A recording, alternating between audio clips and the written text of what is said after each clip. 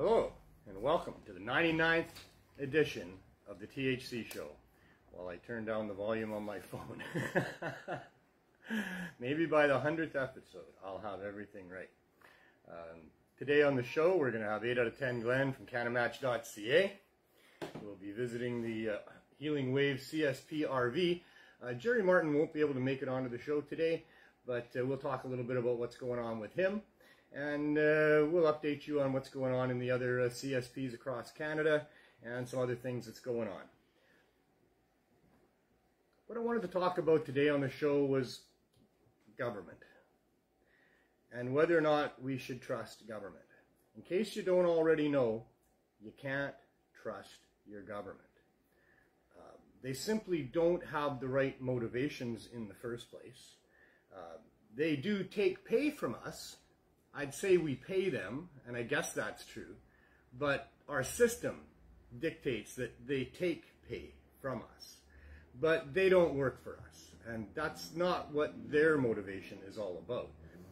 They have to, of course, obviously make it look like they care about what they're doing and the people that elect them into power, but realistically, their job is to keep their job, is to keep getting paid, to do what it takes to satisfy the people that will allow them to be the ones that get, put up for election. Our system has been rigged for a very long time. Maybe it was rigged from the beginning. I don't really know. I wasn't really there, but probably it was. Because, we've been controlled by the financial elite as human beings for a very long time. A very small percentage of people, very small percentage of people,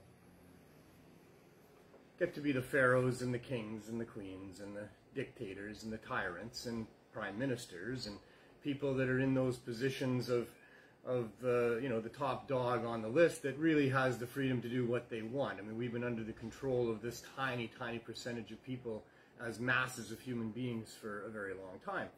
And they're not about to let that end without them having to do that, and so they don't have to do that. They haven't done that. They've had to relinquish some of their power, but they still fly around in their fancy jets and live in their ivory towers and live a life that we can't even really fathom or imagine.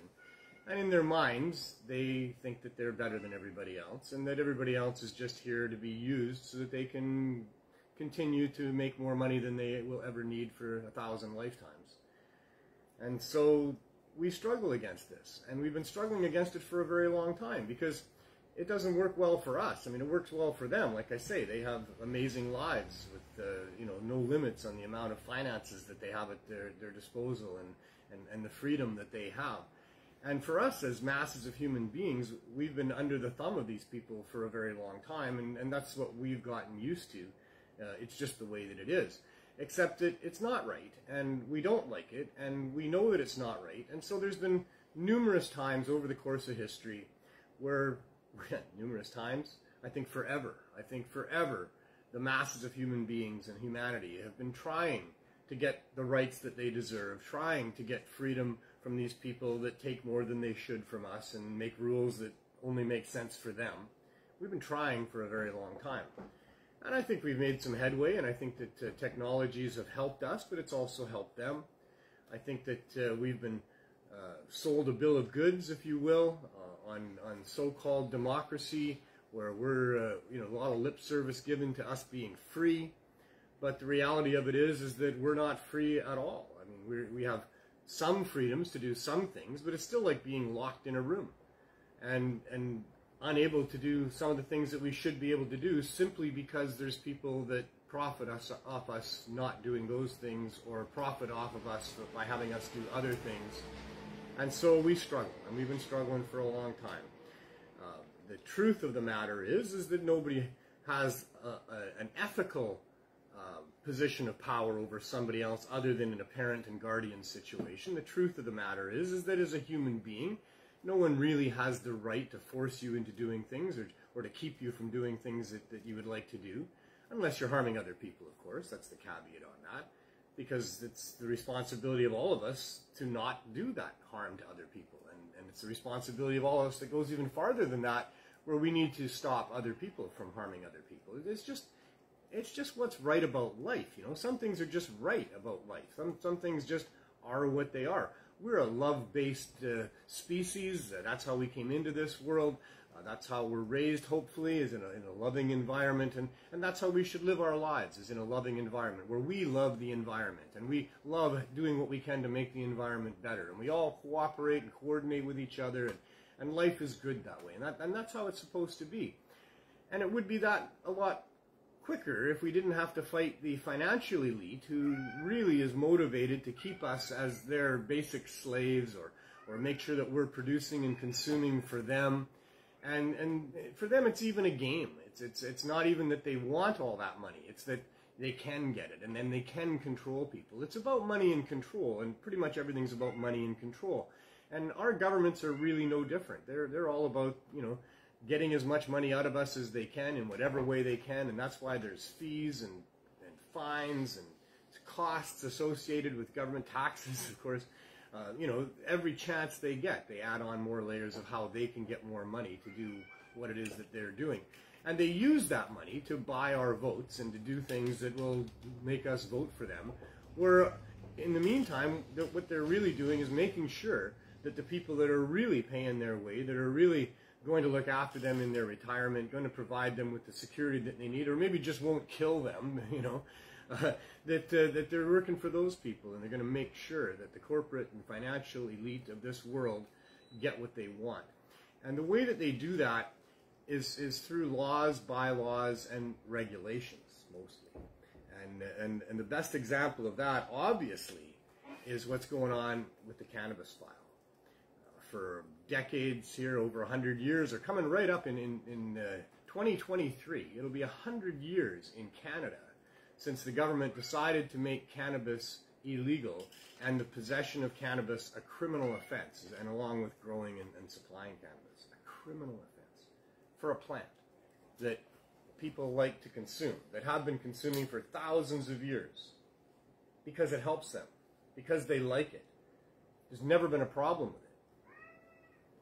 There's never been hospital rooms full of people that are dying or sick from things to do with cannabis. We have that going on for commercial tobacco. We have that going on for alcohol. We have that going on for lots of the things in our environment. Type 2 diabetes, driven by white refined sugar, is causing so much havoc in our society that obesity is a bigger problem than starvation is, and starvation is still a huge problem. But we have all of these things in our environment that are harmful to us, that are causing actual real harm. And yet here we have this plant that's never really harmed anybody. Sure, you can green out on it and you know, maybe have a dizzy spell if you smoke too much of the concentrates. It's hard to do that with cannabis flower from a plant. But if you concentrate the cannabinoids, you can get it so strong that, yeah, you can be dizzy, you can have what they call a green out, maybe you would even throw up in something like that. If you eat it, which is an interesting way to ingest things, I mean, inhaling magical vapors off of it, I mean, that can only do so much. But when you actually consume those cannabinoids into your system, well, you can consume a lot too much, and you can have a miserable time of it, and it can really affect you in a bad way. But it's not going to cause anything that's going to put you in a hospital and cause you, you know, to lose internal organs or anything like that. It's just going to be a little bit of a bad experience. It might last even 2 or 3 days if you really ate a megaton of cannabis. But that's true for everything. I mean, you can eat too much of everything and end up in the hospital. And if you eat too much of most things, you can die from it, and you can get really sick from it.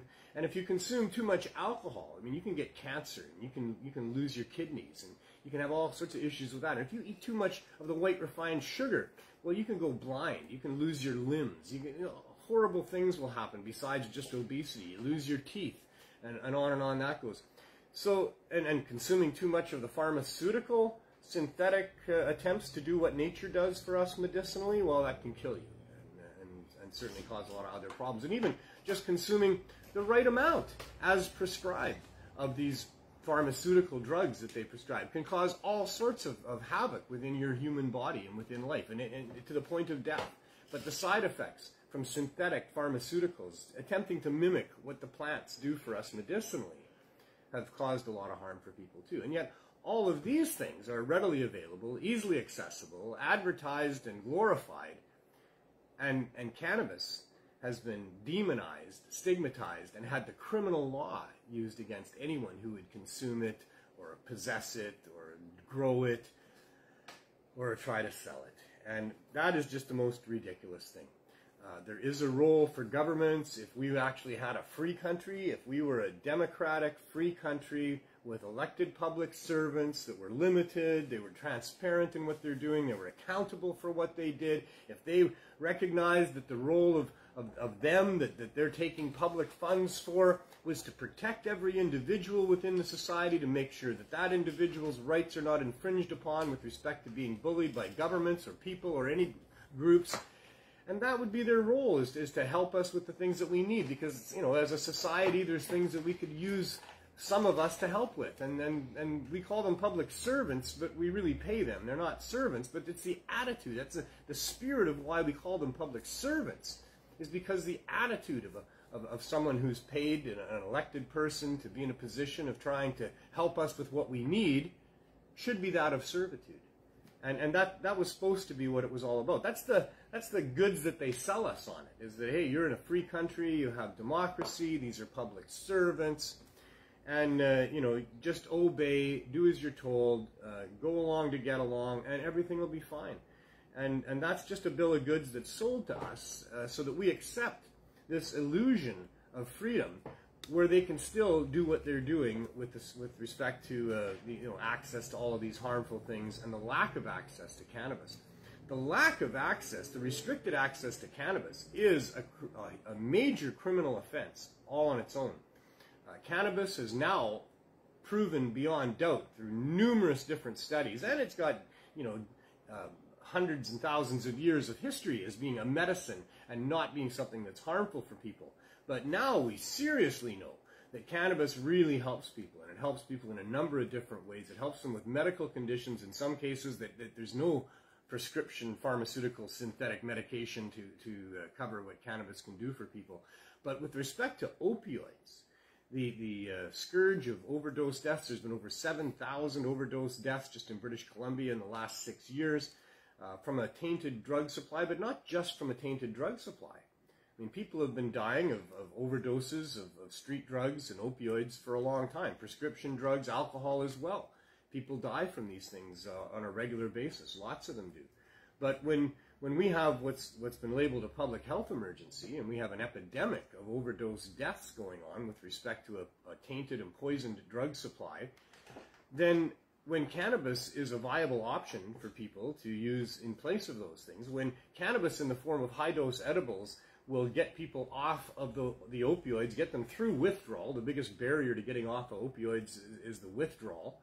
And cannabis edibles helps people get through that, and very successfully for many, many, many people. I know dozens, if not hundreds, of people that tell me cannabis saved their life, who've been down that road of using these other hard substances, been addicted to the point where it was very, very difficult to get off, and yet managed to get off with the help of cannabis, and managed to use cannabis in place of those things to deal with whatever underlying issues. There's always underlying issues with respect to people that are using these substances. It's not just that the opioids are addictive, and if you start doing them, you can't stop doing them, and it's as simple as that. It's not as simple as that.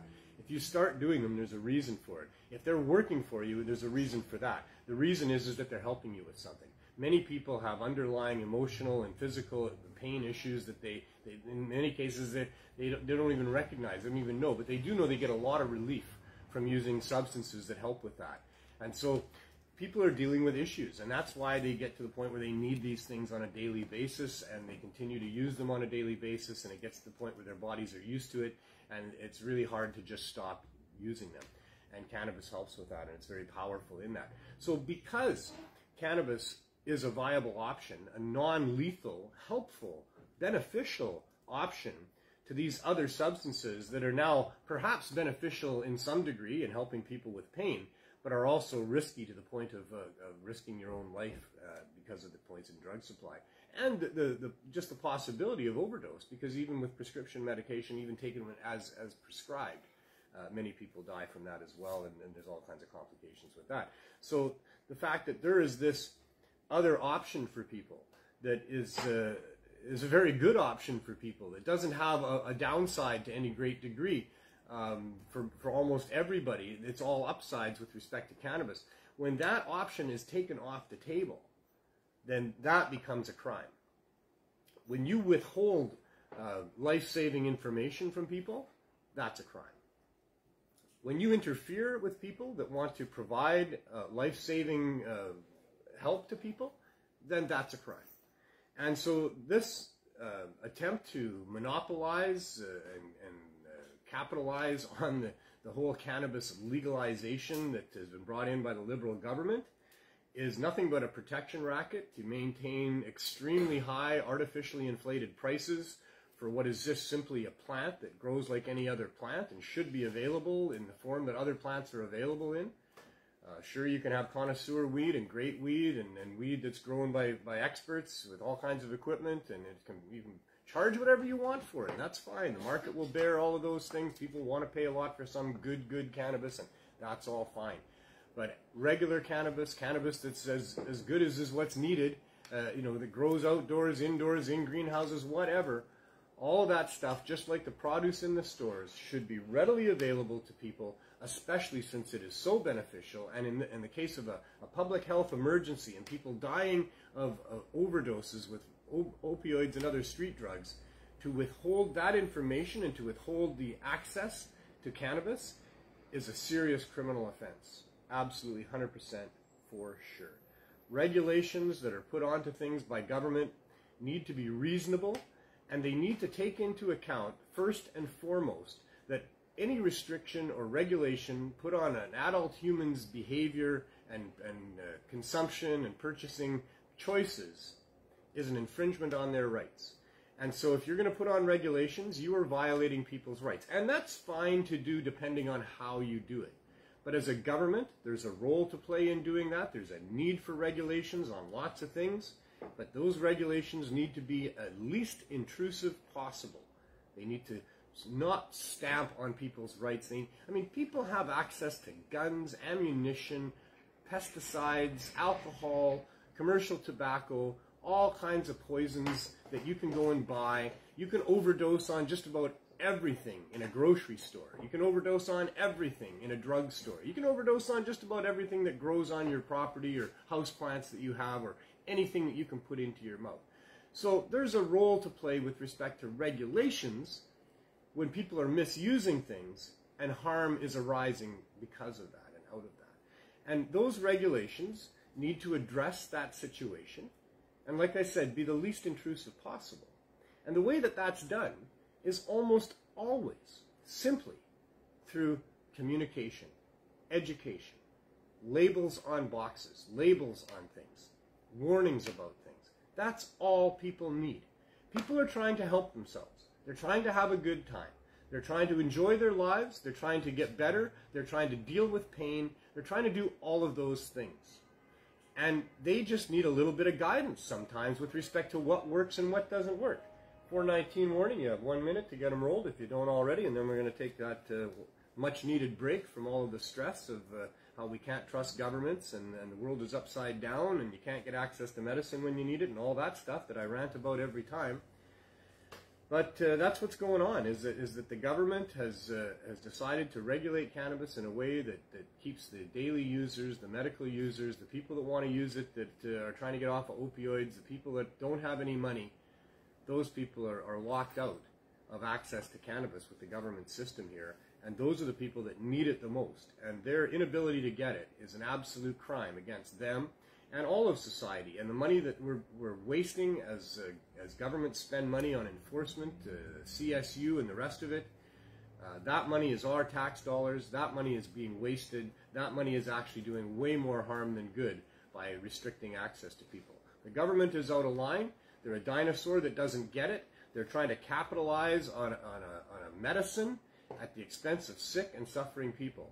And this needs to stop. We need to find ways to stop that. We need to demand low barrier access to cannabis for people, and that's what we're trying to do.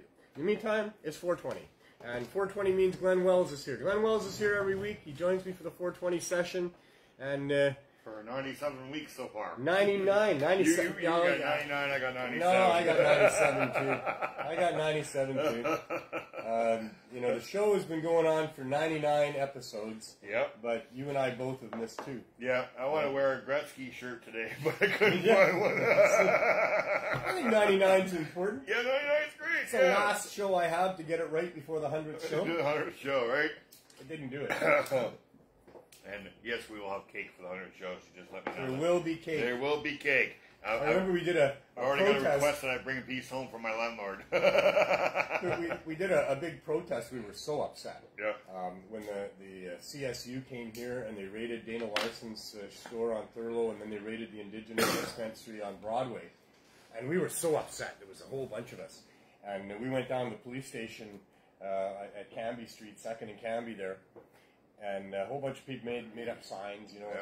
We were yelling at the cops all day because the VPD were there. I was there. You were there. I was there. So you were there. Yeah. So do you remember, and I'll just clarify, we were at the VPD headquarters because the CSU had busted 2 dispensaries. Yep. But the VPD were there, damn it. And we felt that the VPD should have not let the CSU even into our city here, let alone support them in what they were doing.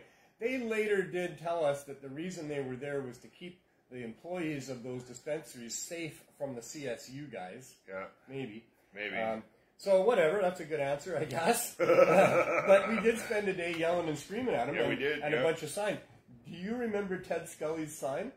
No, but his sign said, "I heard that it would be cake." Oh yeah, and yes, John, we have T-shirts. $10 donation. He's asking right now, John. $10 minimum donation, and you can have a CSP You can have a shirt. T-shirt just like this. Yeah, we have gray ones and we have white ones. I'll show you what's on the back too. It says, there you go. Can you see that? It says crew. There you go. I'll just turn right around. There you go. So you too can be part of the CSP crew. Yep.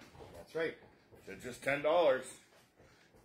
Get a hold of John Murray. It's a good quality shirt. I'll put John in here. This is not a cheap shirt. Nope. These are good shirts. These are beautiful shirts. Yeah. Contact that gentleman right there, John Murray. He'll help you out. John's good at that. Yep. He's not in town right now, but he'll get to you. He'll still take messages. I'm going to put it all on John. Good, yeah. But John's really good. He's been excellent in helping us in so many ways. John Murray does so much of our graphics for us. He's made the pamphlet that we use, although it's Hey, Dylan. No, he made the original. He helped with the original pamphlet too. Yep. I mean, it's my writing and stuff, but I mean, he lays it all out. He's a fabulous guy. And then he brings you muffins. And he brings us. Well, we found out they're not muffins. Oh, there's an actual definition between muffins and cupcakes, and these don't qualify as muffins. Okay. They're cupcakes that he makes. Okay, so they're cupcakes. All right. But they're very powerful. This latest batch, when we do the math on it, there's somewhere between 125 and 150 milligrams per little cupcake. Wow. Which is a lot. So that's a lot. Whenever we're distributing to people that... we warn them. Yeah, well, those that don't already know. We have an awful lot of regular people that come in and get what we're offering here. But when we're giving them to people that, we're just trying to help and they don't have Even when I smoke a with joint with shatter in it, I let people know that's right. There's shatter in there because it's going to be a little bit stronger than the joint maybe you just smoked an hour ago, right? So. Yeah, I remember the relative of Bert's that came down from somewhere up north to, well, it wasn't his, it was his girlfriend's cousin. Yeah. And he was just a young guy, 17 or 18.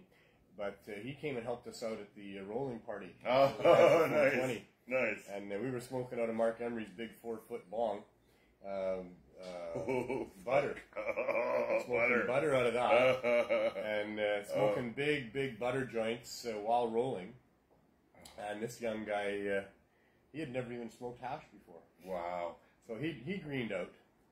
But, Mary's asking for a gray one.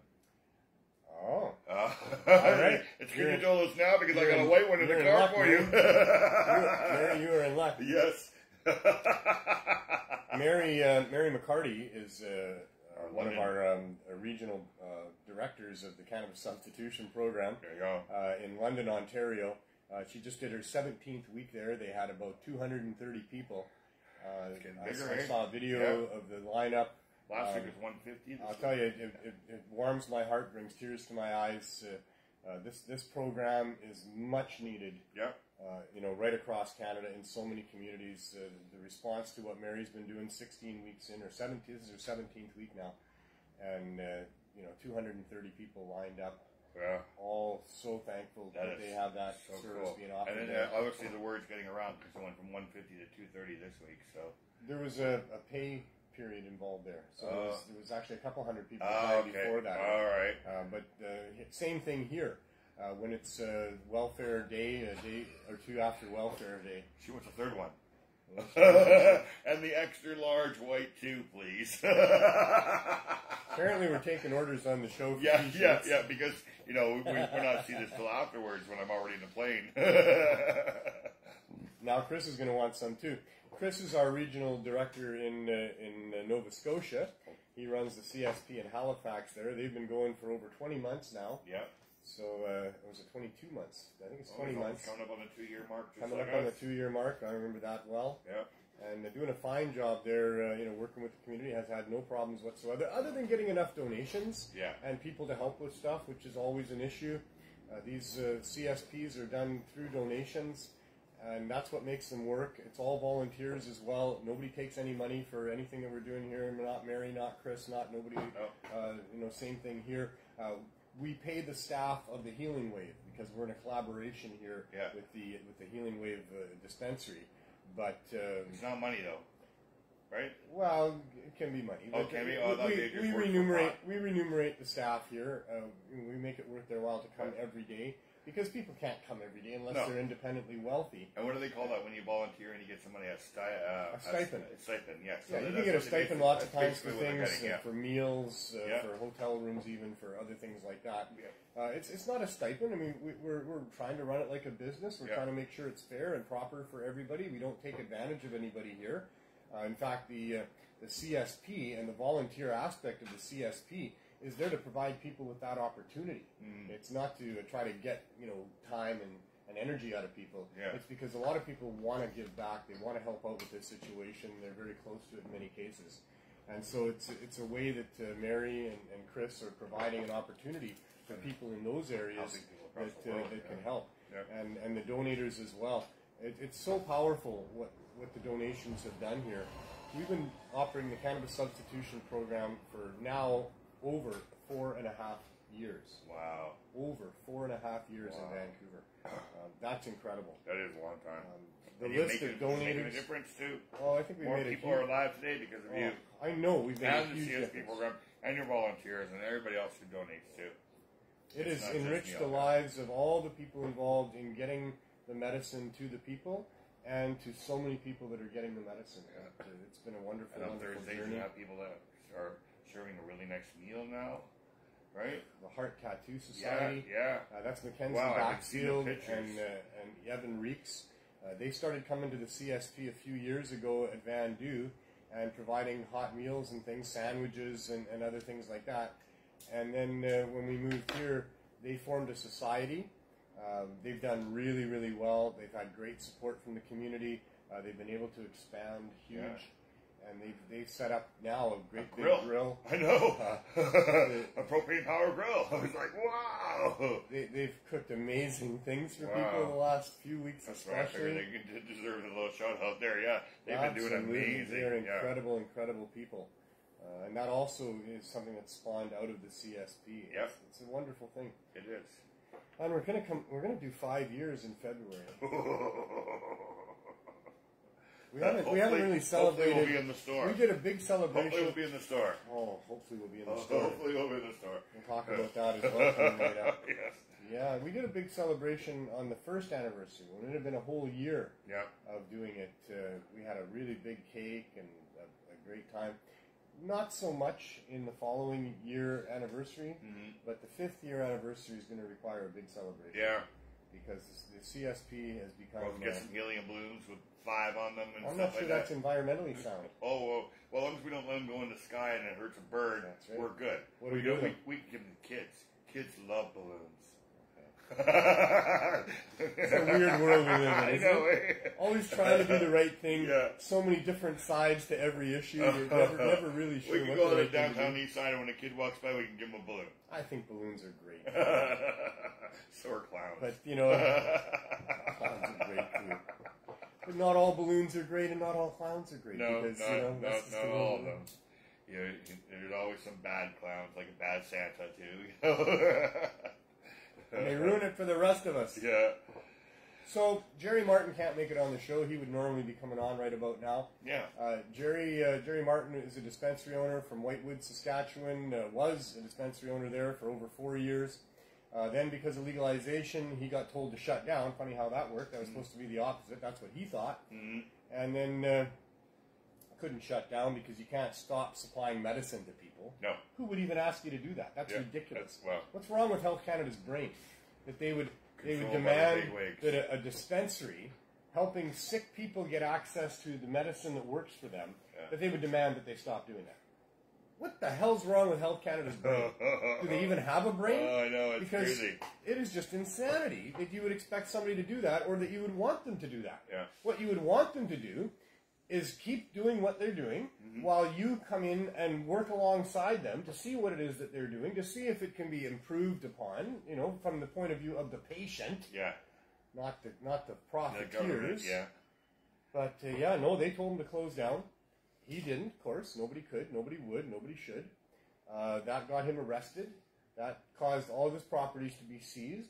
That's caused them to require his appearance in court over 40 times prior to getting his actual day in court. Day in a hotel room in front of a camera, able to see the judge, but nobody in a courtroom, no supporters in the courtroom, some supporters listening in that the judge can't see. This is the day in court that Jerry and his co-applicants got in their constitutional challenge against Health Canada for not allowing storefront access to medical patients for medical cannabis, which the courts have said is reasonable access. If reasonable access doesn't involve a storefront, then it's not reasonable access. If you have to access it through a computer or online or with a credit card or with a bank account or with whatever like that, I mean, there's no reasonable access if you can't walk into a store like everybody else gets to walk into for anything else that they want to get for themselves. There's stores to walk into for that. But for cannabis, there's no such thing for medical users, and that's what Jerry, Pat Warnicki, so many other people that were operating dispensaries in the face of risking their liberty and their possessions had done, is make sure that sick people get access. And so Jerry was one of those. Now, over 4.5 years of waiting, not patiently. It's hard to wait patiently. Oh, it is. You and me waiting. I can't imagine how you could wait patiently. The last 2 months are going to kill me, probably. It's hard. And not knowing what the outcome is. And all through it being threatened by a couple different prosecutors.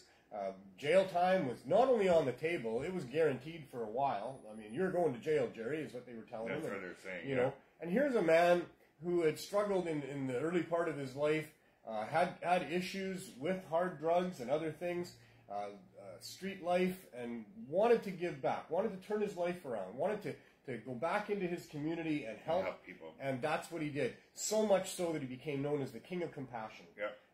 And what a wonderful guy. I got to meet him personally several years ago, and I've known him very closely for all those years. And he is patience over profits every step of the way. He is, how can I help you? I'll give you the shirt off my back, even though he needs the shirt. He's inspired a lot of people, too. He has, because it's from the heart. I mean, he didn't just do it so that he could say that he was doing it. He didn't do it so he could be called the King of Compassion. He never asked for that. It wasn't his name. Or you would have opened up in a really big city where he could get lots of reputation for doing it. Yeah, he did it. He's a humble enough guy. Yeah. And so now, you know, he's told he's a criminal. He's had his possessions that he's worked hard for. And Jerry had like 4 or 5 other businesses as well. It wasn't just the dispensary. He gave back from the dispensary and made sure to do that because he had heard Trudeau say that if you're going to be operating in that gray area of illegal dispensaries, that you should be very transparent in what you're doing. So the money that he made out of his dispensary, he gave back. He gave it back to the community of Whitewood and to the activist community.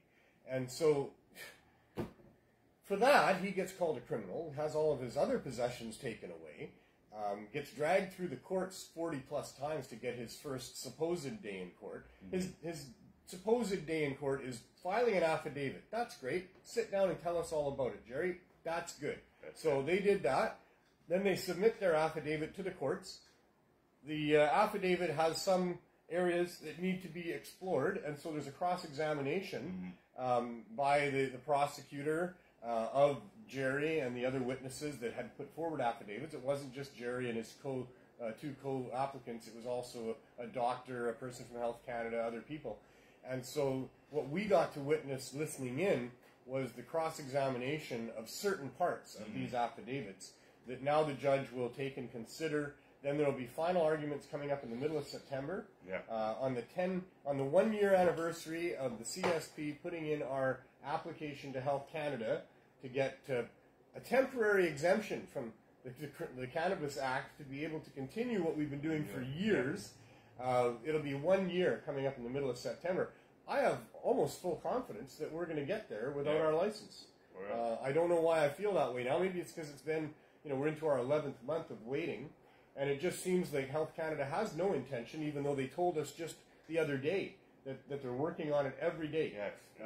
Benoit Seguin from Health Canada contacted my John Conroy, our lawyer, and myself in response to our submission to him that perhaps our application meets with the requirements for the money that's now available to support grassroots groups that are helping with the opioid crisis. It looks like that's going to be the case.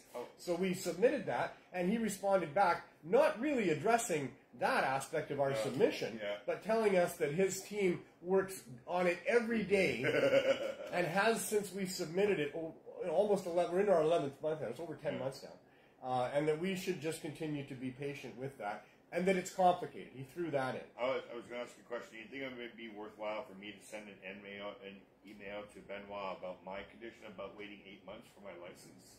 Do you think he would be able to help out? Well, I'm not sure he's going to be of any help. No. But he might be the one, or might be one of the people to send that to. Okay. You should send it also to Patty Haydu, the federal health minister.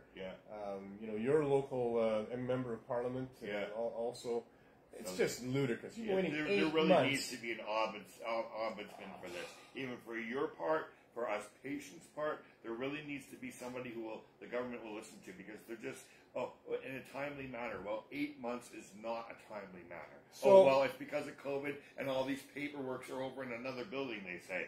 So you're using cannabis instead of some of the opioids they would otherwise put you on. But they're making many people are wanting to use cannabis instead of the opioids that they've been put on or that they ended up on. And one of the best ways to do that is to grow your own. So you apply to Health Canada to swap from this medicine that they allow you to have to this medicine that they allow you to have. I'm going for morphine. The one that you want to get off of, you get within minutes of having it prescribed by your doctor. The one that you want to transfer over to, in your case, 8 months. 8 months. And that's typical or longer. That's crazy. What the hell are they doing? He said it was complicated. Mr. Seguin, it is not complicated, sir. You put a seed in the ground. It grows into a plant. You take the plant, you easily, safely process it into edible food, and then you give it to people that are using opioids and get them off of those opioids and let them use cannabis instead of opioids, growing with plants that grows easy. Not chemical. It's not complicated. It's not hard. What is complicating what we are doing is your inactivity and your inaction to give us permission, to allow us to be a proper society with a bank account, with a storefront. That's what's complicating our ability to help people, your ability to help these poor people. That's what's complicating things. It is not complicated to allow us to do what we have been doing for over 4.5 years in finding safe, trusted sources of cannabis and getting it to the people that need it. It is not complicated, except the barriers that are being put up by Health Canada, the Government of Canada, and every level of government that will not support us. That is what is complicating saving people's lives. Saving people's lives with cannabis is not complicated. Now you want I'm upset. This is getting too much, Good news on the medical front. I need a good toast. news. Okay, so I have a family doctor who is from South Africa who is dead against weed. He's now okay with weed. He actually tells me people during my videos to let them know to continue to eat healthily. He has another doctor in there in his office that was totally against cannabis. Well, on Wednesday I had him as my doctor, and I talked to him about cannabis. He says, you know what? He says, Glenn, he says, I've changed. He says, so many people have told me that there's less side effects, that I'm actually prescribing cannabis now. That's what we need. And that's because you guys are telling your doctors how it works for them. I never told this guy anything, and he's come to me saying that other people have said this about him. So continue to do this. This is how we can change it bit by bit. We've changed 2 people that I know, 2 doctors' minds, totally against cannabis, and how they support it now, and they realize that he said the words, big pharma has side effects. Yeah. Right? He said those words. I was so happy to hear him say Wouldn't that be nice if the doctors all of a sudden got it? Yeah, well, they're getting it slowly, I think. There's 420,000. I love that number. That's why it's actually there's higher than that. But there's over 420,000 Canadians that have gotten a doctor to allow them to use cannabis. Not that doctors allow you to use things, except that the doctors are the gatekeepers with respect to cannabis. But doctors are simply advisors. They're medical advisors that we use, and they advise you that in this case, this condition is this, and this is what we have for that, and I can write you a script for a medicine that will help with that. You're under no obligation to use that medicine. No. You know, they allow as gatekeepers those prescription medicines and cannabis, but you know, really it's just ludicrous. It's a plant. It's just a plant. Yeah. I mean, does your doctor allow you to go and eat a dandelion? Well, I don't know. Do you need your doctor to allow that, for you to go and pick some dandelions and put them in your salad? You know, you see some salmon berries on the side of the road. You know, do you need to go get your doctor to allow you to have some salmon berries? Yeah. You know? You don't have to do that. No, you don't need your doctor for that. With this plant if you either. mistake some other berries for salmon berries, and now you need your doctor, now you need your doctor. Yeah. Now you should ask your doctor, which berries should I eat? And maybe he has a list. If he's a good doctor, he probably knows the list. They probably deal with people who eat the wrong ones regularly. Yeah. So, you know, that's a good role for a doctor. Yeah. You know, these ones can be poisonous. These ones aren't poisonous, but you can eat too much. These ones aren't poisonous, and you can't eat too much. I don't know what plant that is. I never heard of any plant like that. You can eat too much of any plant, including cannabis, to the point of death, except for cannabis. And now we have less poison and berry poisoning because we have phones in our hands and we can look up what that berry is, whereas we didn't have a book in the 1970s in our backpack that showed us all the berries, and we had some of us millionaires out here you know, have those abilities these days. What, have a phone? Everybody's a millionaire. Google, yeah. Everybody's a millionaire. Everybody's a millionaire. You know, a millionaire used to be somebody that could afford to have things that other people couldn't afford to have. But nowadays, everybody's got a nice car. Everybody's got a phone. Everybody's got a big screen TV. Everybody goes out for fancy dinners. Everybody goes to the movies. We can all do now the things that the millionaires can do. Yes. They have their own jet plane. Like that 80-inch TV. Yeah, they have bigger TVs. And, you know, they have fancier restaurants. And they own their own planes. Yeah. And, you know, there's some of that going on. But we really live such amazing lives with the technologies compared that we to have. third world countries. And compared to how we were 100 years ago. Yeah. And what we had then. What the majority of people have and had. It always reminds me of that song by Phil Collins, Another Day in Paradise. Right? We live in paradise, even though we complain about where we are. But when you're living in a mud shack in a third world country, having a car to be able to just go jump in and drive somewhere is a paradise. Having food for dinner, knowing I get to go home and cook dinner, that's paradise for these people. This is all paradise, man. Yes, it is. This is all paradise. It's just how you look at it. Yeah. And I think people and how need you to get use out there it, you know, and how you see. take advantage of it, and all of those things. What you choose to focus on. I mean, sure, some people, it's really hard, and I'm not trying to hurt those people in any way. I'm just talking about the average person that, you know, if they spent most of their time, if people spend most of their time in somewhat of an awe of life itself, of this planet, and how wonderful so much of it is, in the compassion that is out there in the world, with the beauty that's there in life, in creatures, in human beings as well. If you spend most of your time focusing on those things, then you will feel the parallel, the echo feeling that comes from that. You'll feel better. I don't recommend you spend all of your time focused on only the positive things, because there's a lot of things in life and in everybody's individual life that isn't positive. Yeah. And maybe those things do require some attention in some ways, sometimes for sure they do. Not just because maybe you can fix them and make them better, but because just to help balance the other side of not things. just fix them, but give them advice too. Right? Well, that's fixing. That's giving. Maybe you can look at it differently. Yes, maybe you can look at it less. Outside the box. There's things that you can do about these things, and some of it is just there to help you realize that, wow, I've had worse days. Yeah.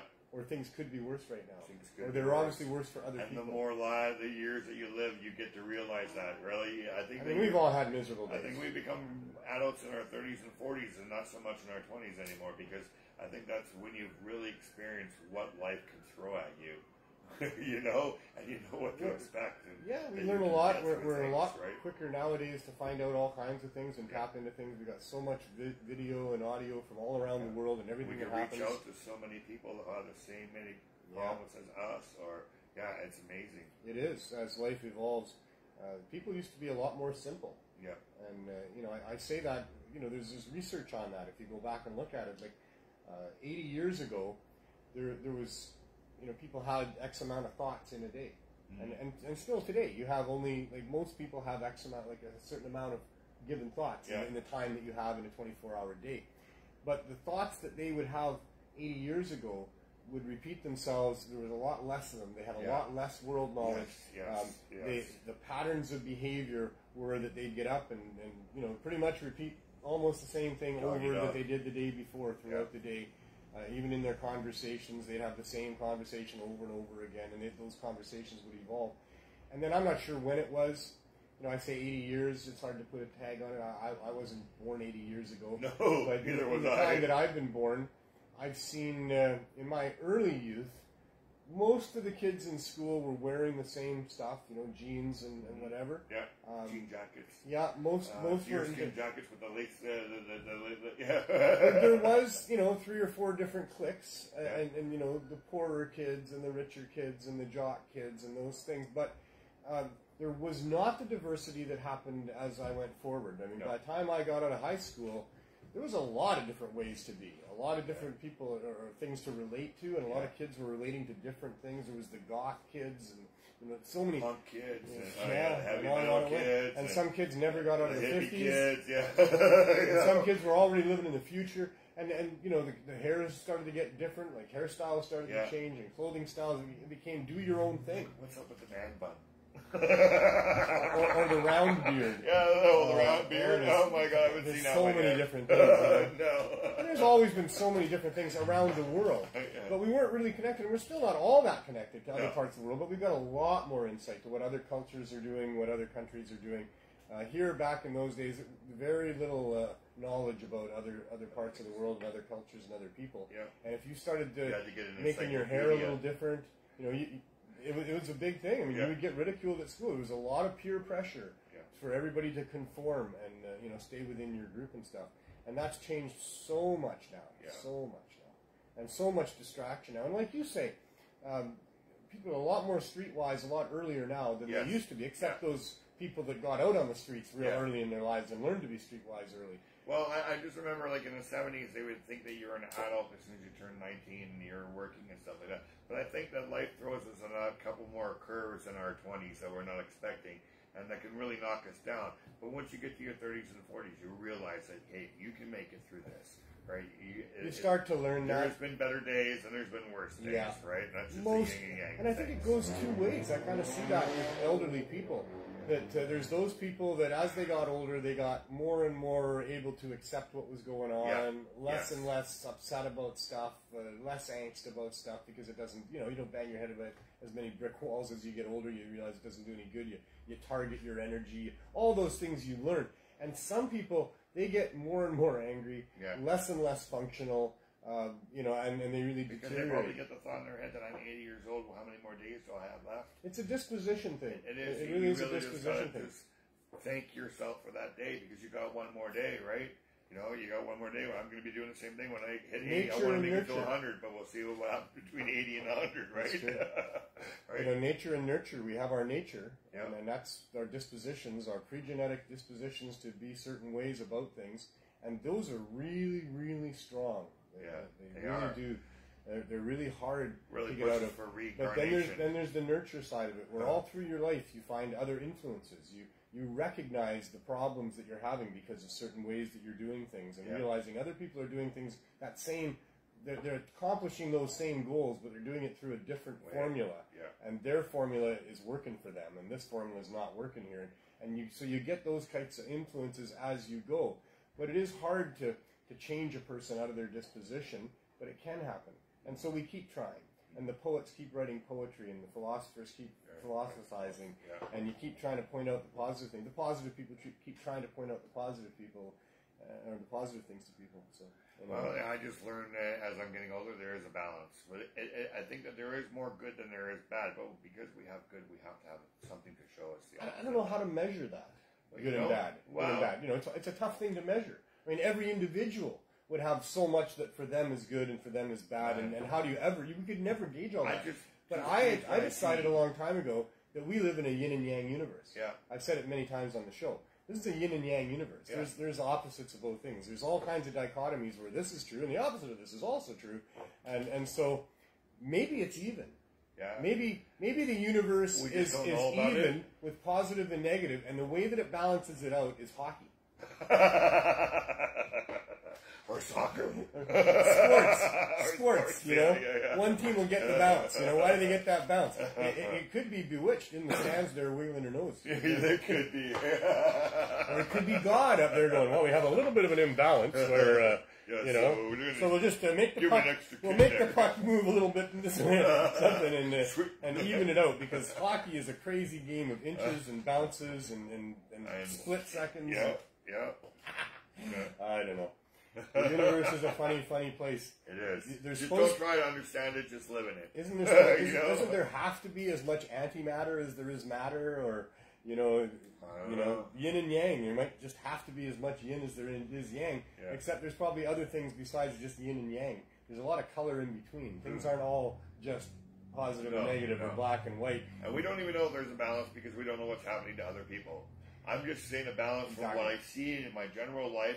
I happen to notice a lot more. So would you say that the people that are living in the ivory towers, that have the beautiful homes and the fancy cars, they're the positive side of the equation? No. And the people that are living in poverty and squalor and in confinement camps or prisons, I think there should be a balance there too, where everybody. But when you're when you're looking at it, I mean, is this how life is positive, and this how life is? Because some of that is true for sure, right? Well, some people that are doing well. Isn't it like in Star Trek? Your stature in society is from the job that you have. So if you're a captain of the starship, you had a nicer apartment in a bigger place than the guy who's working down in the engine. But did you feel better? Because that's what it all really comes down to. Well, it's really not about do you have the ivory tower and the beautiful home and the nice car, or do you live in squalor? It's about how do you feel about life.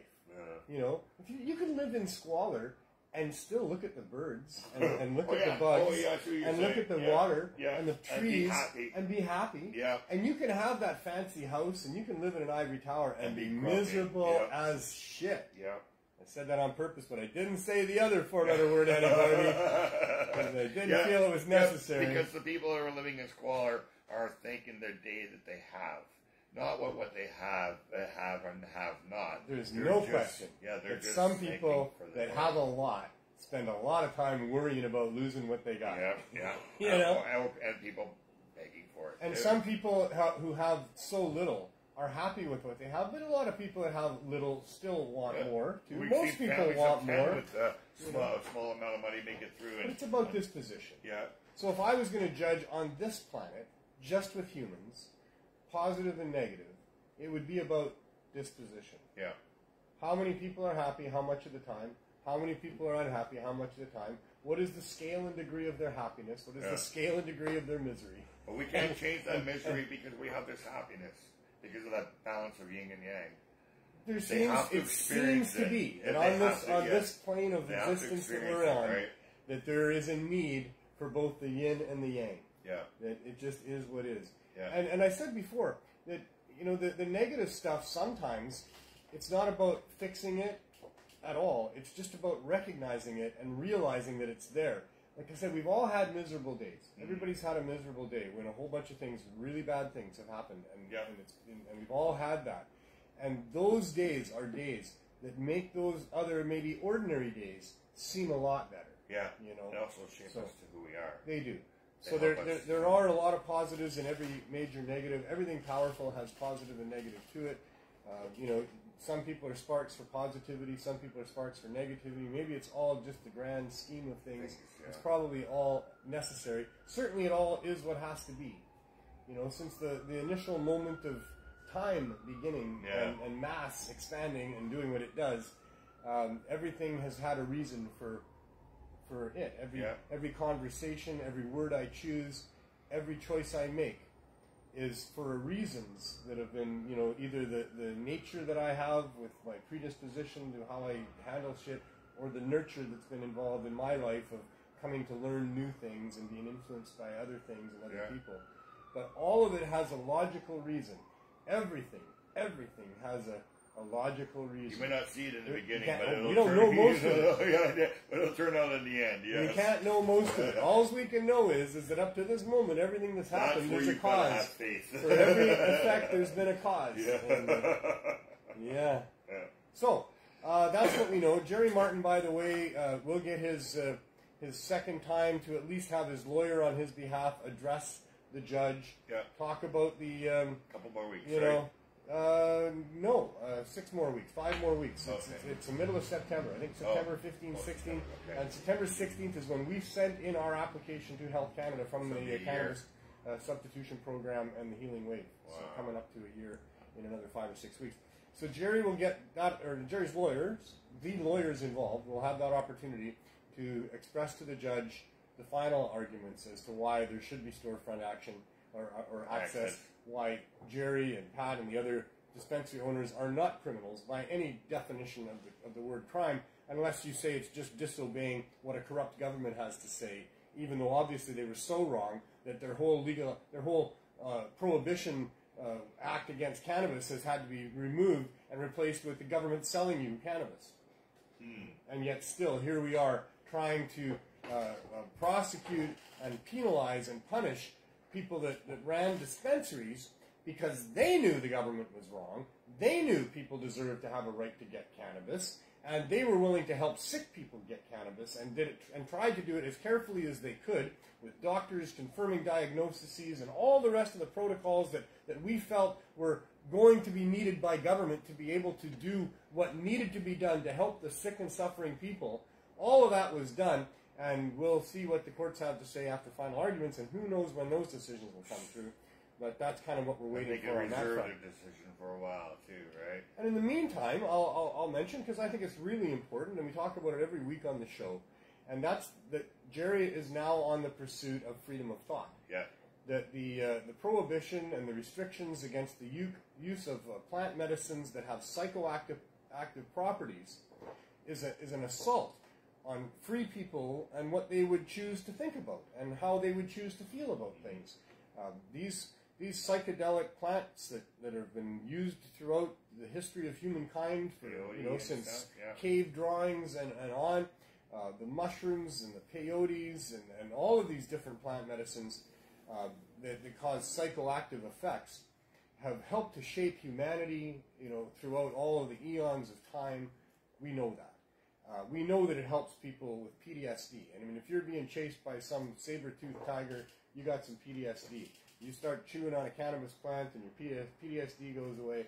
PTSD. I'm saying PTSD. Well, it sounds like you're saying PTSD. No, PTSD. D and T have the same phonetic sound. Yeah, I guess so.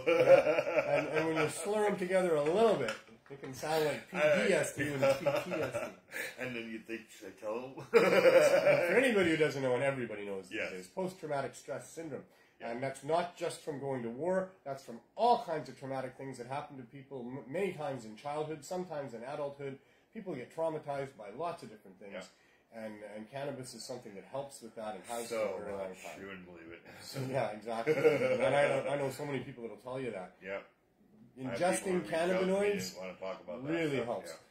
I've been told I have PTSD from my childhood and things that happened to me as well. Who knows? I think we all do. I think we all have some things that happen.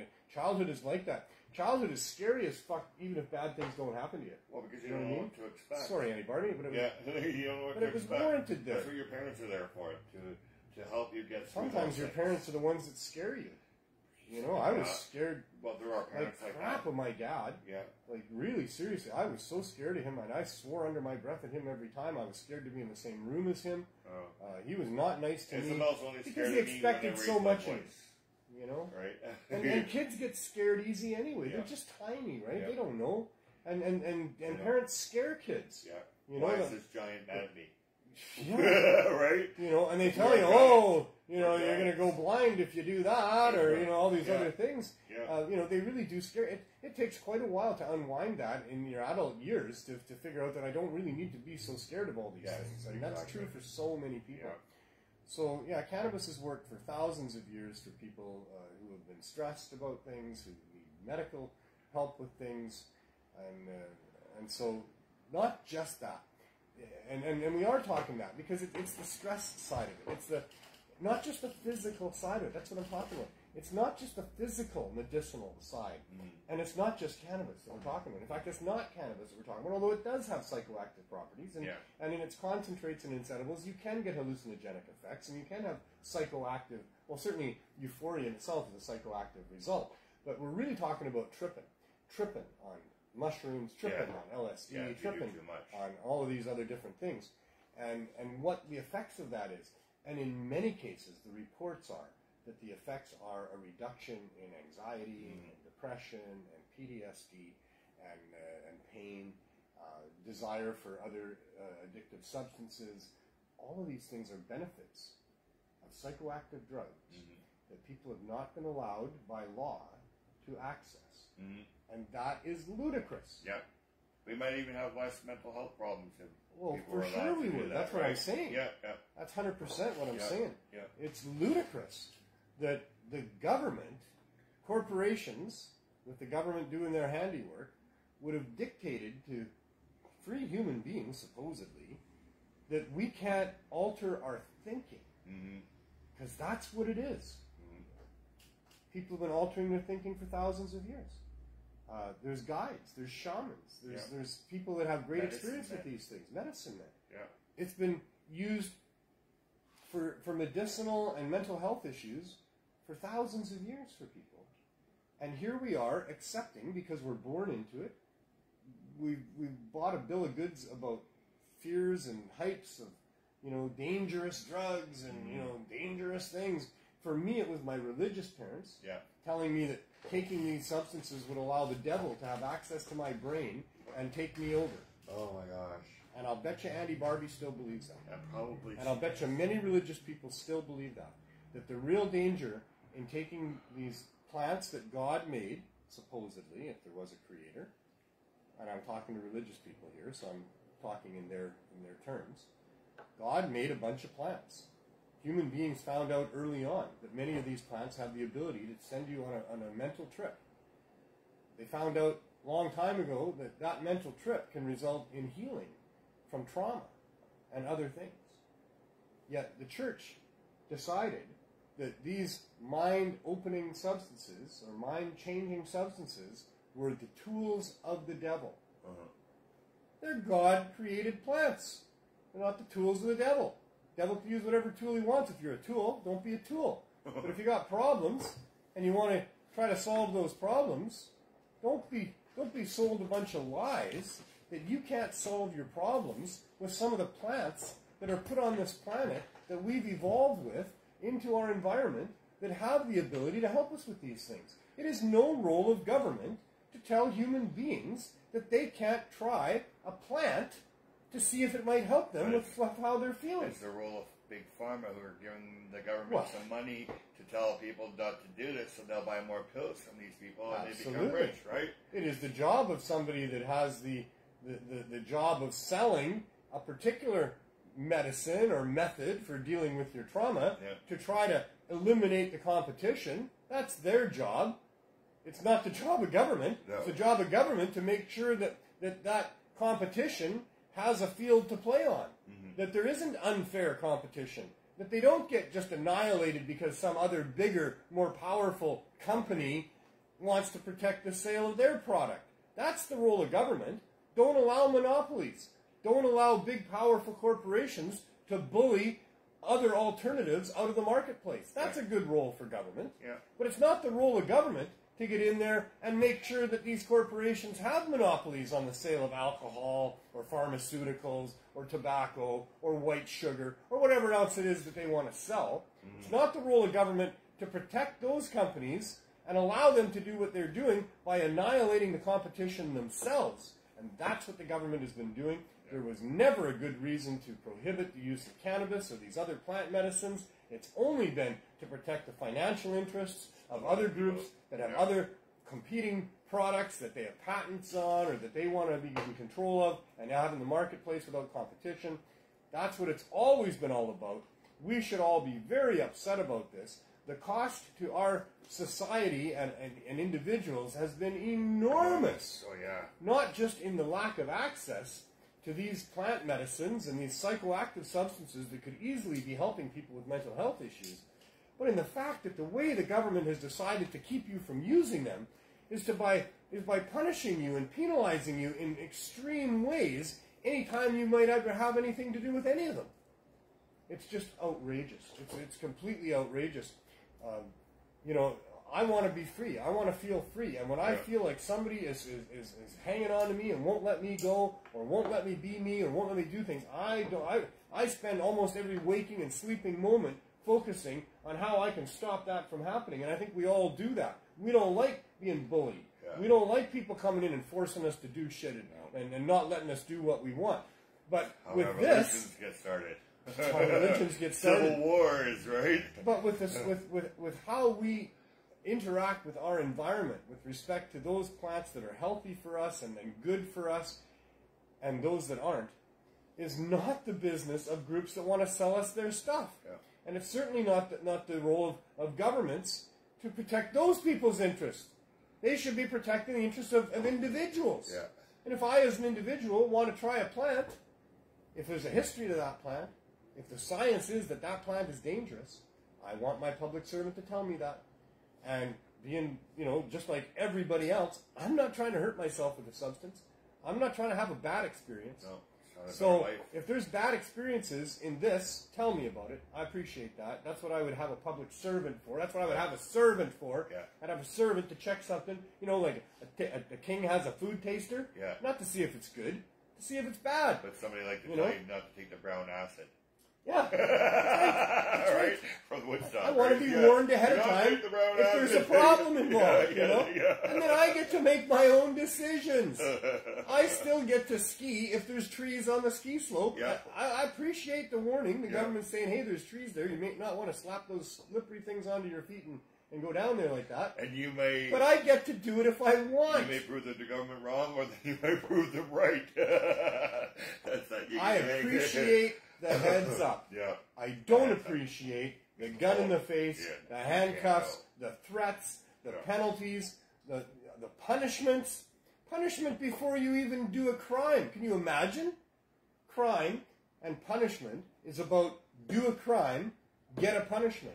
Punishment should equal the crime, all that kind of stuff. Yeah. Don't you get it? With drug prohibition, you got a room full of flowers or a closet with some flowers. You got a bag full of dried flower tops in your pocket, something like that. Somebody doesn't feel good. They know you got some flower tops that'll help them feel good. You decide to give them some or trade them some. There's no victim. There's no damage. No. There's nothing that you did that makes it a crime. Yeah. How does that ever become a crime? Calling that a crime means everything else that's a crime is now diluted. Nothing else is so serious anymore. If that's a crime, crimes aren't so bad. It's just insane. It's more of a crime when they give children pills and stuff instead of trying to fix them.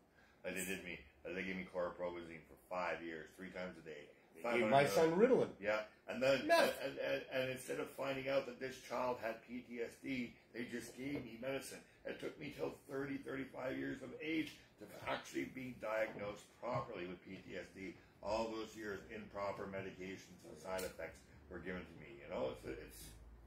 This attempt to prohibit these plant medicines and psychoactive substances profit, those that want to profit and control off of people, has caused so much damage, has resulted in so many people suffering needlessly. Yeah. This is just insane that we allow this to happen like this. You know? Growing plants can be a crime. Did it start from the medicine man in the shanty towns of the 1800s when they come around with their little wagons and stuff like that? Those big pharma companies? Did that come from there? Is that how they started? I don't know. You know, because they were always looking for something to cure you, right? I don't know. There was Bayer Pharmaceutical in Germany. There was cocaine and Coca-Cola. It had roots around the world. Yeah. I mean, I'm sure there's a history to Bayer that might shed some light on the history of how these things came to be. I mean, it's a natural progression of things. I'm wanting to bring medicine to people, and then they used to do it by horse and buggy, and now it's big pharma. Those traveling medicine salesmen, you know, were quite They're elixirs. They're elixirs. They're the elixirs. That's what it was. Yeah. They heal everything. And it would have cannabis. I've seen elixir bottles that had cannabis in it and stuff like that. Right? It wasn't just snake oil. No, it wasn't.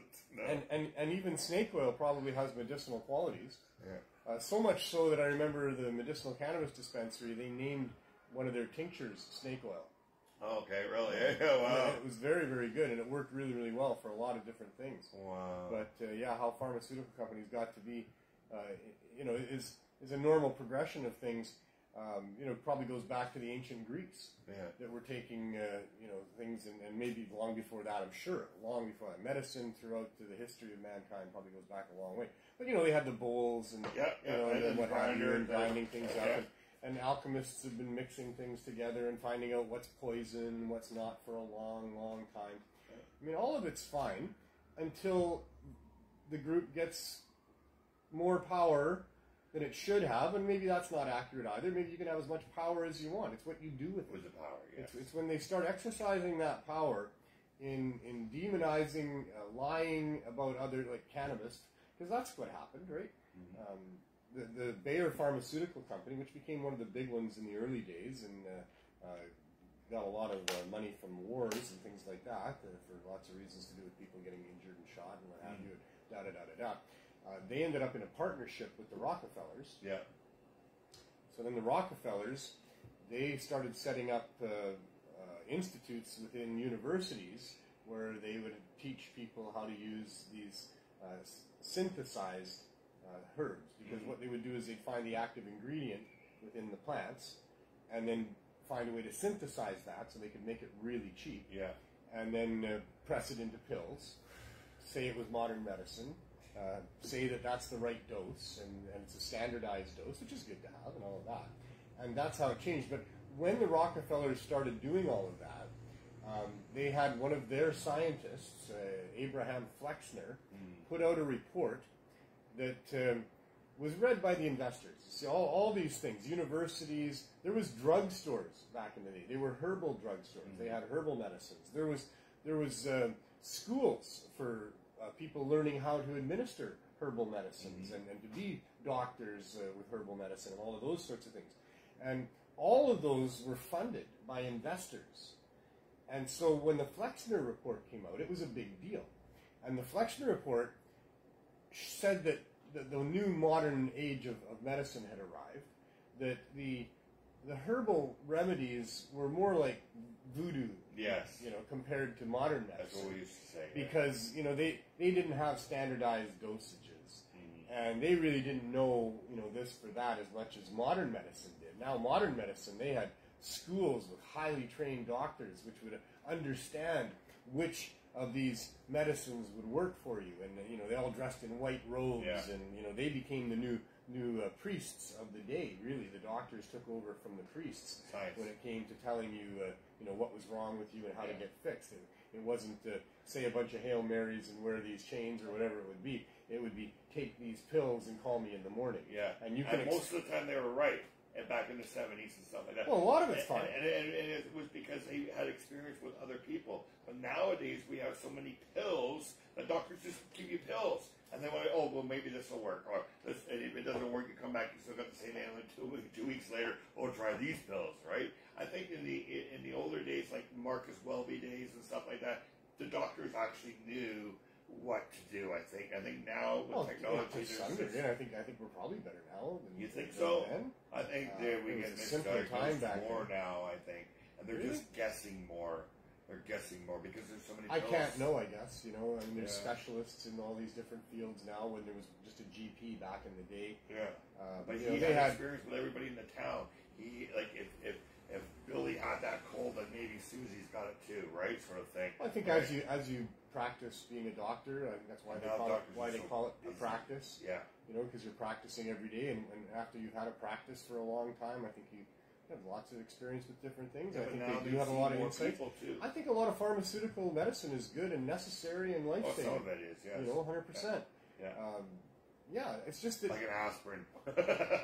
it's that the business Yeah. of pharmaceutical medicine is the driving force behind it. Now, in business, of course, you don't want to kill your customer. No. You don't want to make your customers sick. No.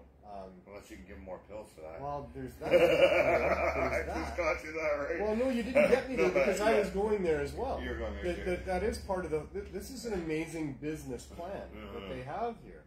I mean, because it's powerful. Yeah. When a man, in a well-trained university man in a white overcoat can stand there with his clipboard and tell you what's wrong with you and say, this is what's going to work for you. Yeah.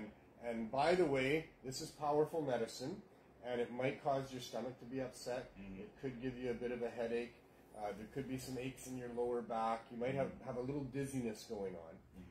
That stuff is built right into those pills on purpose, so the doctor can say that, and you will experience that, and that helps heal you with what he's trying to heal you with, because, oh, wow, he's right. I'm feeling that dizziness, and my head is hurting a little bit, and my stomach is a little bit upset. I'm having trouble going to the bathroom. He told me all that stuff was going to happen. You have more confidence in him. Yeah, you have more confidence in him. He knows his stuff. It's worth it anyway. Because, that the main thing that you're there for is going to be solved with this pill, or at least maintained in some manageable fashion with this pill that he's got.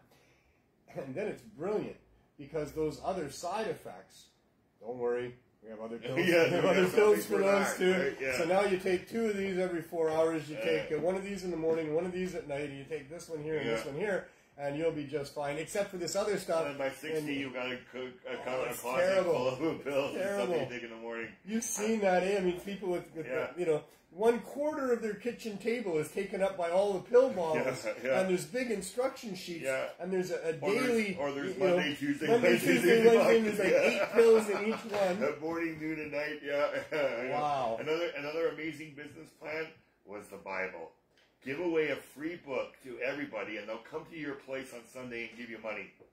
Right? There you go. A free book. Nobody ever charged for a Bible. We'll just give them away, and then a whole bunch of people will come to your church on Sunday and give your church money. That was an amazing business plan. Oh, it is an amazing business plan. Really. That is the best business plan. It is. And not just because of what you're saying. So rich, right? But in fact, when I got to understand business and I got to understand sales, I had taken a bunch of different courses, and there's different ones, and they'll say, there's 6 different things that motivate people, or the 5 different things that motivate 3. I came up with 3. I decided there was status, security, and I called it stroking, just to have 3 S's. But it's the creature comforts, the things that you love as an individual. You don't care who knows that you're sitting in a hot tub with a fancy drink. You're just doing it because it makes you feel good. That's stroking. Whatever floats your boat. If you're not doing it for attention and you don't care what other people think of you, it's just because it feels good to you. That's stroking, in my opinion. Status, that's everything about what other people think about you. And a lot of people are motivated to do things just because of what other people think of them. They want the fanciest car or whatever. If you're doing it because you're trying to impress somebody else or trying to make somebody else feel something, then you're doing it for status. It can be negative or positive status. You can be trying to look like a homeless person to piss your parents off, or whatever it is. If you're doing it to get somebody else's attention, that's status. And security, if you're doing it because you're scared, if you're doing it because you want to be safe, if you're afraid of shit, then that's a whole other field of motivation. And just about everything that you would purchase falls into one of those 3 categories. You're doing it either for your own personal security, and it's going to last long, it's going to help you down the road, it's going to help you with your health issues, whatever it is. If it's going to help you and it's going to keep you safe, then that's a security purchase. If it's something that's going to make other people feel certain ways and you're doing it for that, then it's a status purchase. If you're doing it because it makes you feel good, or it makes you feel the way you want to feel, then you're doing it for stroking. Status, security, and stroking. I came to decide that everybody had one of those three things as the dominant motivator for what they're about to purchase. They are a status nut, they're a security nut, they're a creature comfort nut. And they come by that honestly.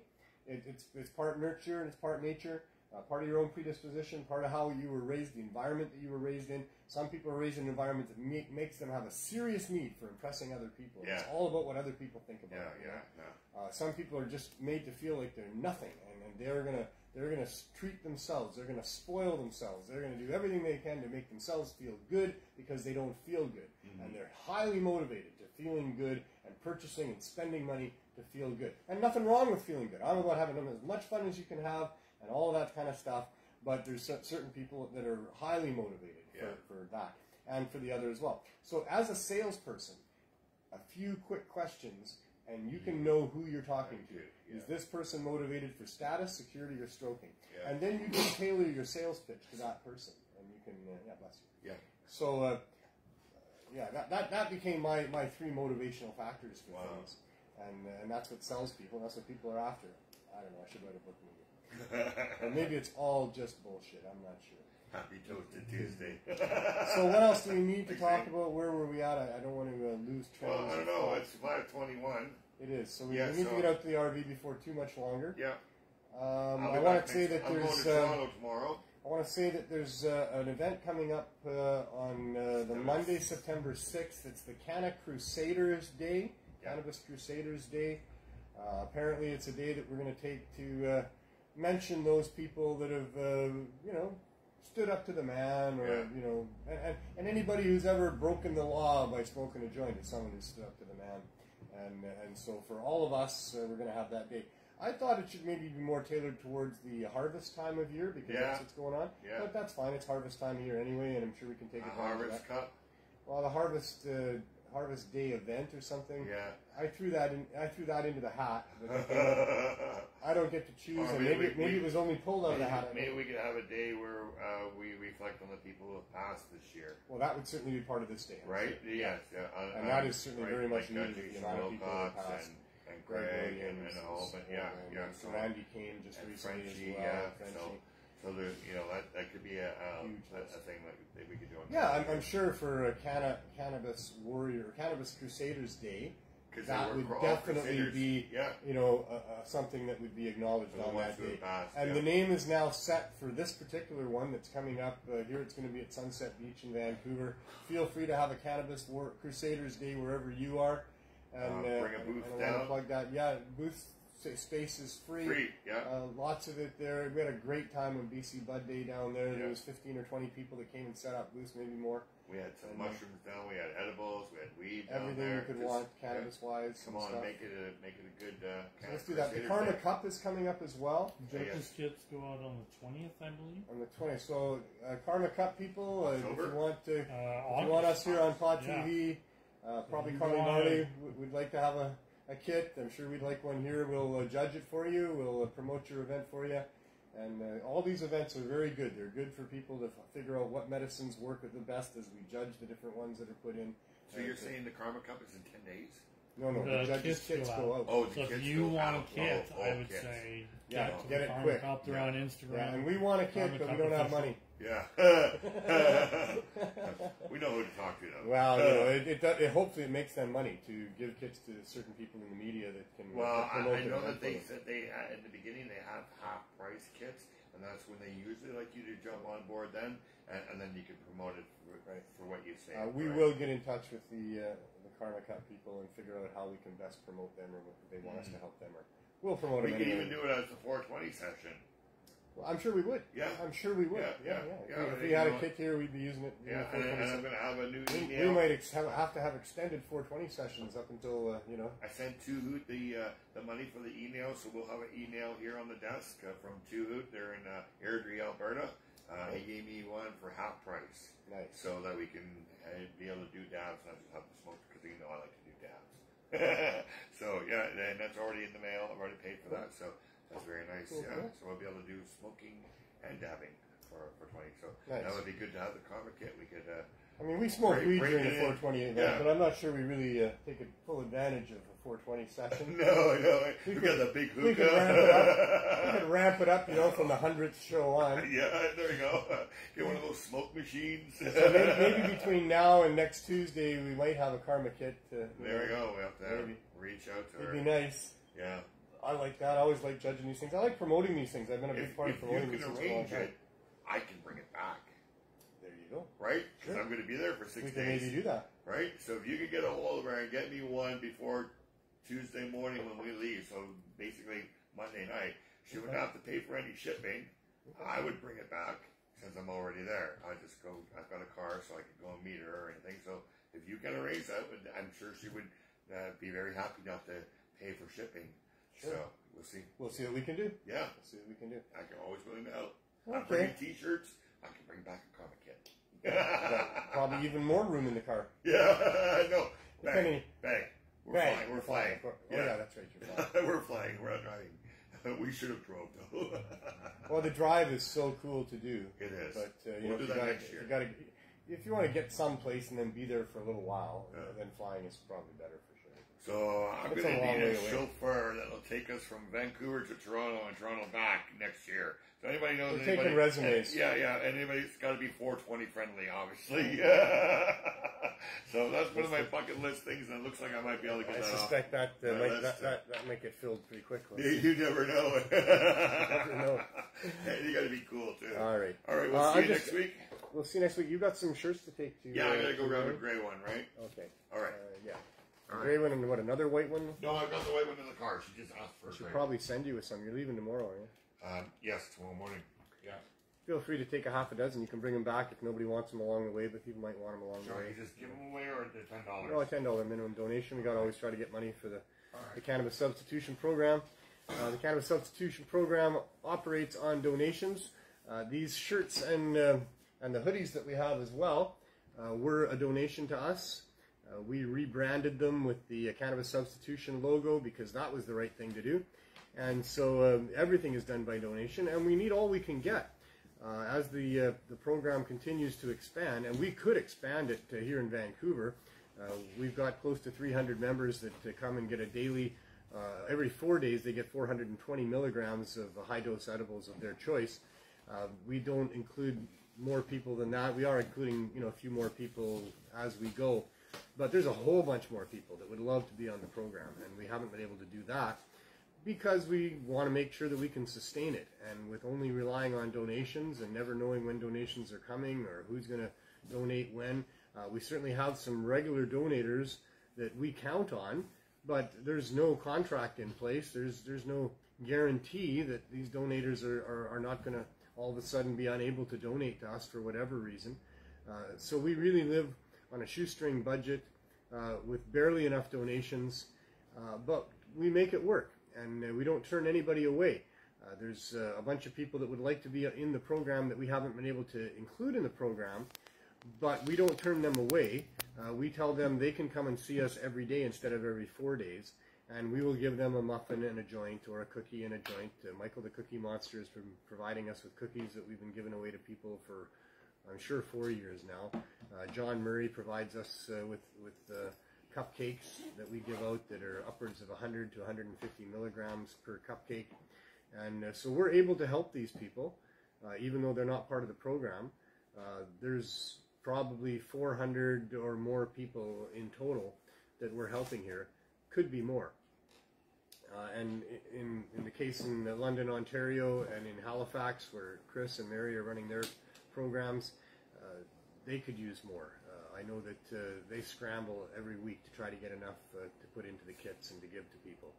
So the donations are really, really important, and so this is one of the ways that we can get some cash donations in, is by selling the shirts and the hoodies that we got donated to us, and to give them to you for a great price.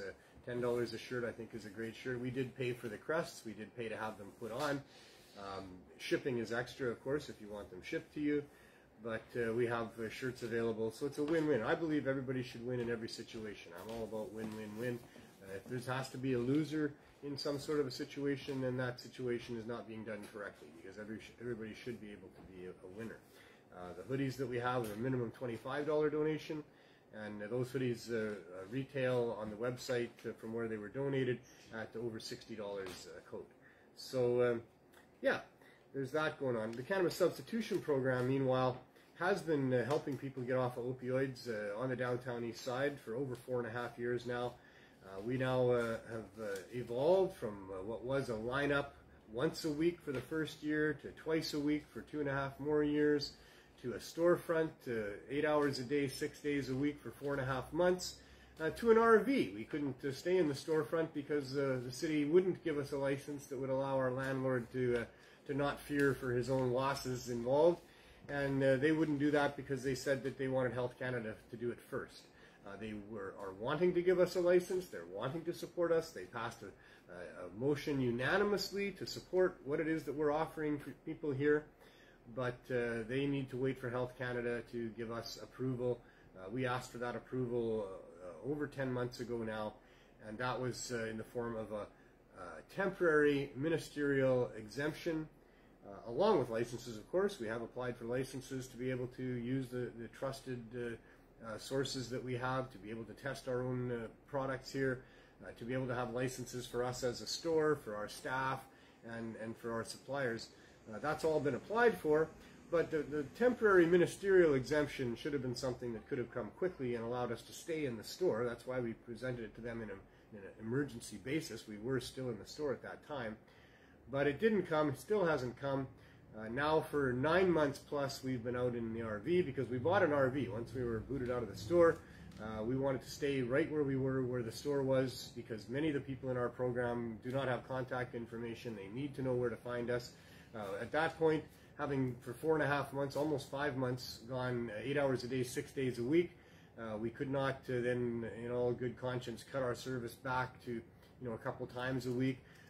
We were not willing to, again, have long lineups of people battling the weather conditions for years as we did, and other things that happened within a long lineup for people with mobility issues to line up for a long time was just horrible. So we were not willing to do that. We were insistent that we were not going to stop doing what we're doing. And so overnight we got an RV, and we've been in the RV for over 9 months now, and serving people from there. We'll go have a look at the RV out there. I take care of the 6 shirts right now. Oh, okay. I can do with them as I wish. Cool. All So right. 6 people out there are going to buy a shirt for the CSP or not? I don't know. We'll see. I got You'll 2 do what you small, want? 2 large, Very 2 good. extra large, and 2 medium. All right. Wonderful. So the There we go. CSP gets a little bit there. Thanks, Glenn. No problem. And are you really leaving now? No, I'm going to put them in the car.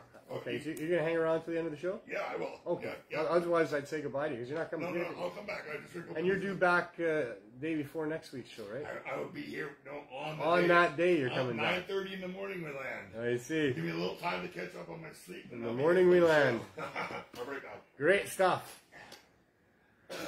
All right.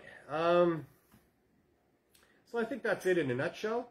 We're waiting for Health Canada to give us approval so we can continue to provide low-cost and no-cost cannabis. In the meantime, we're doing that anyway because that's a must for our program. We could not stop our program. People would be put at risk of death if we did. Providing low-cost cannabis is extremely crucial. Not everybody's willing to go onto a program and put up their hand and say, hey, look at me, I'm a drug user and I want to get off of drugs and please put me on a program to do that.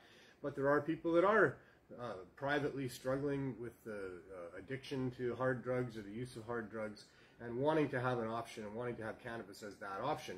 And we need to be able to provide those people with a discreet place that they can come without barriers and get what they need and get off of those substances. So let's go outside and check out the RV, see the people out there and what's going on. I can leave that and that. And I'll take the joint because it's always good to have a joint.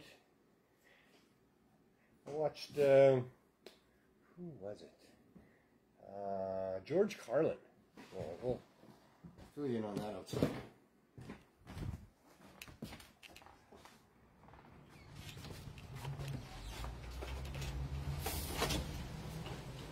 Another beautiful sunny day in Vancouver. We had over 50 days in a row of no rain.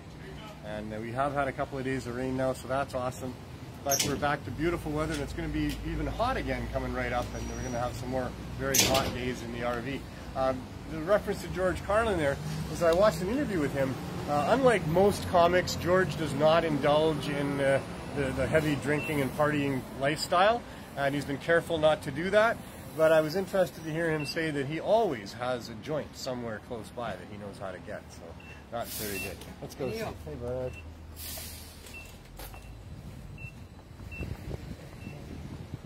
We're literally half a block from Main and Hastings in Vancouver. If anybody knows what that's all about. Hi, Jen. Hi. How are you doing?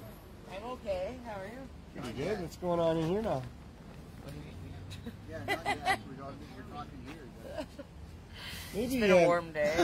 Well, I don't know if we should. What? Well, no, I was gonna have them show our little cabinet that has all the extracts and all those other things, but maybe we won't do that.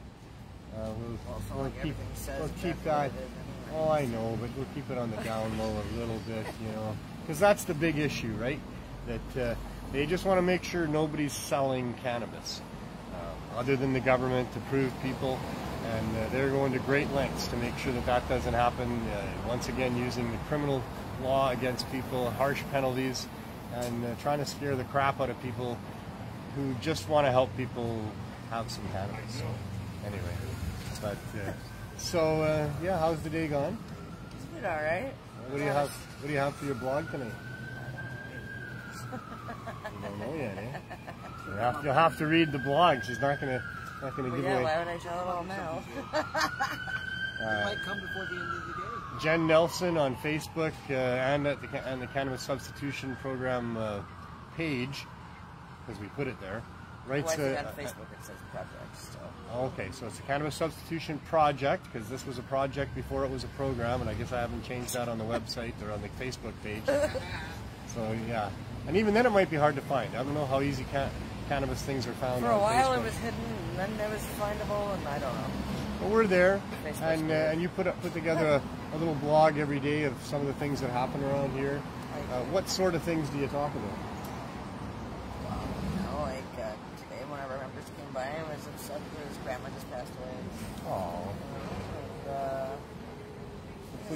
I mentioned all kinds of things, though, you know, talk about sad things, happy things. And well, a lot of people express the struggles that they're having. Yeah.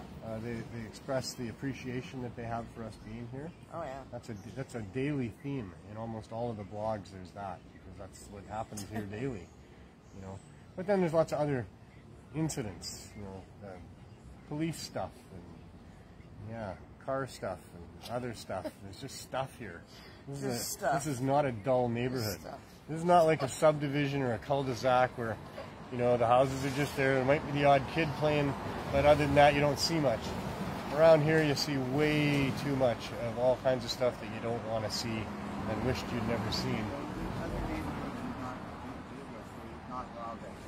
No, you don't see this in other neighborhoods for sure. No, so Andrew, do you want to come meet us in the back and show us what's going on? So the back is the CSP access door. This is where people come, and there's a secret knock. It goes like, and then Andrew, that was the 420 knock. and then within some amount of time, Andrew will come and see you at the back door, and he'll say, "What's your number?" And so a person has to know their number. That's the only thing we require. Say hello first. They Oh, say hello. you say hello You first. say hello. What's your number? Yeah. And then I look up the number, see if they've been, see how long it's been since they've been here. Right. And if it's been 4 days or more. If it's been more, I just keep going until I find their number. I want to know when they've been here, how long. Right. Some people don't come. Today is Tuesday. A lot of people didn't come every 4 days, but they didn't come from last Tuesday until today. They didn't come once a week. It's all some people. A lot of It's people. up to them, and it's up. You know, it depends on what their needs are. Some people, you know, they're there faithfully every 4 days. Some people come every 2 days and think that they can get We it have done. people that come every 4 days because they're addicted and they're really trying hard and they're hoping it's going to work for them. Or we have people that come here that are in pain. Older folks are in pain and they come every, when they need it. When they need it. Yeah, but you're on my list. You can come anytime you want. As long as it's every 4 days. Yeah, as long as Well, you can come earlier, but you're not going to get anything. Probably. Well, you can get a muffin at the window. I could be nice and I could tell you that you Oh, could. yeah, that's not going to happen. It's happened. It's already happened today. You were nice today? Because some people need it, right? There's some people that can do without it. That's right. because there's other people that really need it. Yeah, and you're good at responding to who you're We have dealing all with. kinds of life that walks through here. There's some people that try to abuse what we have going on, and we have to find ways to address that. That's an ongoing issue, but we don't want to ever hurt anybody. We don't want to be rude to anybody. And we have a lot of other people who are so nice and so humble, and they don't ask for much, but they really do appreciate One what they big get. issue, but it's not really a necessary issue, is that people can't remember sometimes the last day they came. Yeah, that's true. That's because the government hasn't done anything on Hastings or this side of the street about the drugs or about their lives, the health, and just everything in general. It's a mess. So sometimes You've they lose track. got to start somewhere and do something, or they would not remember. Or they would come over here and say, "Yeah, I'm number 82, and I haven't been here since Tuesday." Yeah, but many Or they cases come over here, knock on the door, and say, "When's the last time I've been here? Can you check for me?" Yeah. Right? If the government had done something, they wouldn't. All these people would There'd be a lot less be out confused here people. with a mental problem, or they wouldn't be out here doing drugs. Right? It'd be a clean city. It used to be a clean city you could come down to. It's the nature of what we're doing, is we're dealing with people that are struggling in their people, lives, for and sure. the way we're dealing with And people so is some of with those edibles people- here. We're dealing with edibles. I just ran out of brownies. Oh, yeah.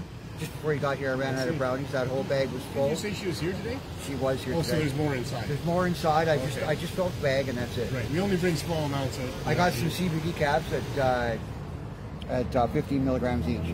I put 4 inside. So there's 60 milligrams in each tin, one in each tin. Right. For people who need CBD, there's some CBD right here. It's CBD 15 milligram times 4 inside. Nice. And it's CBD will help you with your pain, anxiety, just in general, he'll help you with everything. I got some cookies here from Joe Pepper here. They're 100 milligrams each. Right. She bought a whole bunch. Right. She's been pretty good and consistent the last few times. I got some, what else do I got? I got some gummies here. You got the Gorilla Ganja. Yeah. I got indica. I got indica, sativa half and half. I got black cherry half and half. And I got some CBD. What else do I got? I got some of this. These were packages with 500 milligrams in it, but I broke it down so everybody could have a fair. Each one. BC Bud Guy stuff, but it looks like. Each little bag is 100 milligrams each. So it gives them, it stretches farther in people. And these are the gummies that are shaped like weeds. Yeah, those are from Green Wilderness. And in here, they're 20 milligrams each. I got 5. That's 100 milligrams in each bag. And now you got to show one of our clients, so we'll allow that to happen, and we'll go back and go the other way. Let's go see what it's like inside the RV.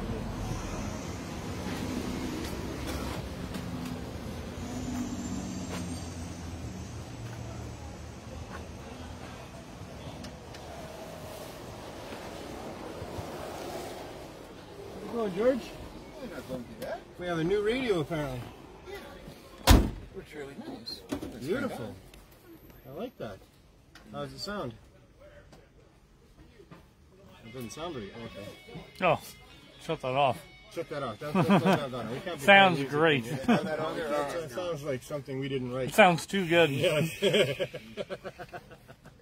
You're allowed to listen, but you're not allowed to broadcast things that you didn't write yourself in some cases. So. Copyright's usually 7 seconds. Well, we were under 7 seconds. And you couldn't even really hear it anyway. But yeah, we do need tunes out here. It's very warm. I don't know if you guys can tell at home, but it's very warm in here. And well, put your hanging in there. So this is it. Same as every week. No real change. Same old story. We're waiting for Health Canada to allow us to be in a store instead of in an RV. The RV is nice and everything. It's kind of cool even, you know, sometimes. But 8 hours a day, 6 days a week for over 9 months now, it's getting to be a bit much. And really, it's frustrating because we know we should be in a store. We know how well that was working for the neighborhood and the people here, having a safe space for them and all of that. So yeah, it's we want to get back in the store at some point, but so far every week we're just here to say, yeah, here we are, still doing this, still waiting, and help us if you can. We need to have probably nice letters sent to the Federal Health Minister, to Health Canada Special Licensing and Exemption Division, to your local member of Parliament or even MLA or anyone, your doctor, your local policeman, your friends and your neighbors and the people in your social clubs. Let's all keep on this until we fix it, because it's really, really wrong that people are being allowed to suffer and die because the government is corrupt. It's so bad, and so many people are being affected by this. It's costing our society, our pocketbooks, so much money, and we need to have it stopped. So please do what you can to help change this. And we all have a little part that we can play. There's something we can all do. A collective effort is incredible. It might not feel like you're doing very much, but if you're doing something, and a whole bunch of people are doing something, then we can move this thing forward. And literally at the very crux of all of this is our rights and freedoms, to be able to choose for ourselves what we want to do and how we want to live our lives, to be able to choose from nature that which we want to use and how we want to use it.